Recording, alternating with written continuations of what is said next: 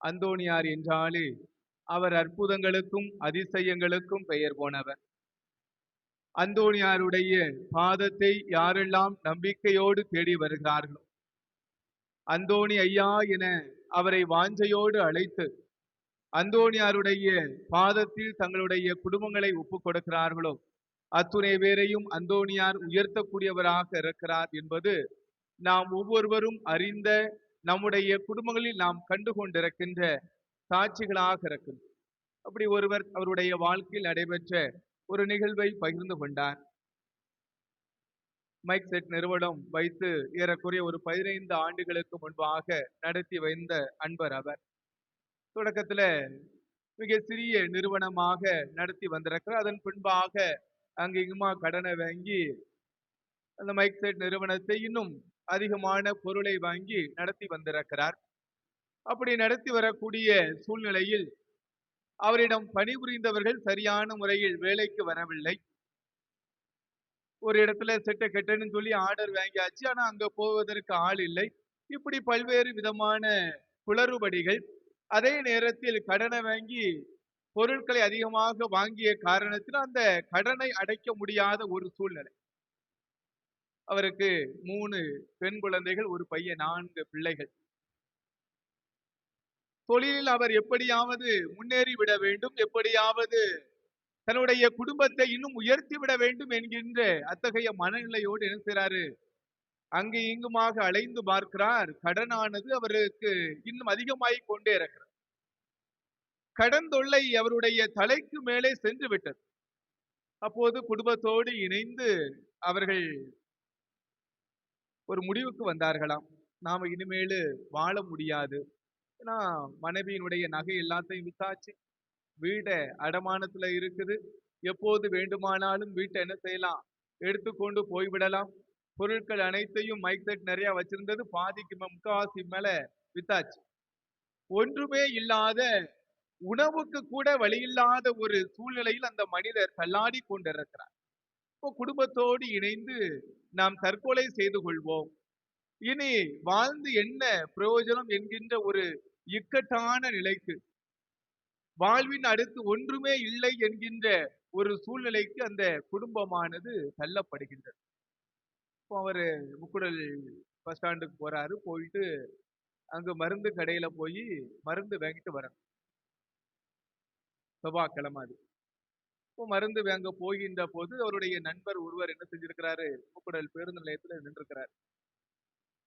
இவரை பார்த்த உடனே ரொம்ப சோகமான முகத்தை, கவலையோடு இருந்த முகத்தை பார்த்ததும் அவர் என்னன்னு கேட்கும்போது, மனசுக்கு ரொம்ப கஷ்டமா இருக்குது, கடன் பிரச்சனை வேற என் தலைக்கு மேல ஏறிக்கிட்டே இருக்கு, நான் என்ன செய்யணும்னு தெரியல அப்படின்னு சொல்லி இவர் கண்ணீரோடு சொல்லியிருக்கிறார்.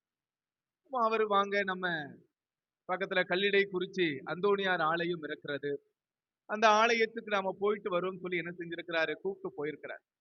அவர் சொல்லும்போது சொல்றாரு, சாமி, நான் அந்த ஆலயத்திற்குள்ளே சென்று அந்தோணியாருடைய முகத்தை பார்த்ததும் எனக்குள்ளாக இனம் புரியாத ஒரு நம்பிக்கை, அவருடைய அந்த தெய்வீகம் கலந்த முகத்தை பார்க்கின்ற போது இவர் எப்படியாவது என்னுடைய குடும்பத்தை காப்பாற்றி விட மாட்டாரா, இவருடைய பாதத்தில் நான் கண்ணீரோடு ஜெபிக்கின்ற போது நிச்சயமாக இவர் ஒரு தந்தையே போல இருந்து என்னுடைய குடும்பத்தை உயர்த்தி விடுவார் என்கின்ற ஒரு நம்பிக்கை என்னுடைய உள்ளத்தில் பிறந்தது. அந்த முகத்தை பார்த்து ஏறக்குறைய சொல்லும்போது சொல்றாரு, 1 மணி நேரம் நான் கண்ணீரோடு அழுதேன். அவர் பேரு அந்தோணியார் அவருக்கு தெரியாது. அந்த சுருவத்தை பார்த்து என்ன செஞ்சிருக்கிறாரு, மனதை கண்ணீரோடு அழுது, இந்த கடன் பிரச்சனையிலிருந்து நான் எப்படியாவது விடுதலை பெற்று விட மாட்டேன், என்னுடைய குடும்பமானது எப்படியாவது தப்பித்து விடாதா என்கின்ற அத்தகைய ஒரு எண்ண ஓட்டத்தோடு அவர் கண்ணீரோடு ஜெபிக்க ஆரம்பிக்கிறார். தற்கொலைக்கான முடிவானது மாற்றப்படுகின்றது. மீண்டுமாக குடும்பத்திற்கு செல்கிறார். ஓரிரு நாட்களில் அவருடைய சொந்த பந்தங்கள் வருகிறார்கள். அந்த கடன் பிரச்சனையை தீர்வதற்கான எல்லா வாய்ப்புகளும் அவருக்கு கிடைக்கின்றன. இன்னைக்கு ஒரு மிகப்பெரிய மைக் செட் நிறுவனத்தை பெரிய நிறுவனமாக மாற்றி இருக்கிறார். சொல்லும்போது சொல்றார், சாமி, எந்த வேலையாக இருந்தாலும் செவ்வாய்க்கிழமை அந்தோணியாருடைய முகத்தை பார்க்க தான் எனக்கு வேலை. அந்தோணியாருடைய முகத்தை பார்த்து அவரை அந்த ஆலயத்தை கொடிமரத்தை சுற்றி 13 முறை சுற்றி வந்து அவருடைய பாதத்தில் மெழுகுதிரி ஏற்றி நான் ஜெபித்தால் மட்டுமே எனக்கு ஒரு மன நிறைவு. காரணம், அவர்தான் என்னுடைய குடும்பத்திற்கு வாழ்க்கையை தந்திருக்கிறார். அவர்தான் என்னுடைய குடும்பத்திற்கு புதிய நம்பிக்கையை தந்தவர். எல்லாம் முடிந்து போய்விட்டது, அடுத்து என்னுடைய வாழ்க்கையில் ஒன்றுமே இல்லை என்று நினைத்தேன். ஆனால் அந்தோணி ஐயா என் குடும்பத்தை காப்பாத்தியிருக்காரு சாமி. அதனால நான் வாழ்நாள் முழுவதும் அவருக்கு நன்றி உள்ளவனாக இருப்பேன். எனக்கு எவ்வளவு பெரிய வேலை இருந்தாலும் அவருடைய பாதத்துல 1 மணி நேரமாவது போய் ஜெபம் பண்ணாதான் எனக்கு நிம்மதி என்று அவர் சொன்னார். ஒரு இந்து சமயத்தை சார்ந்த ஒரு சகோதரர்.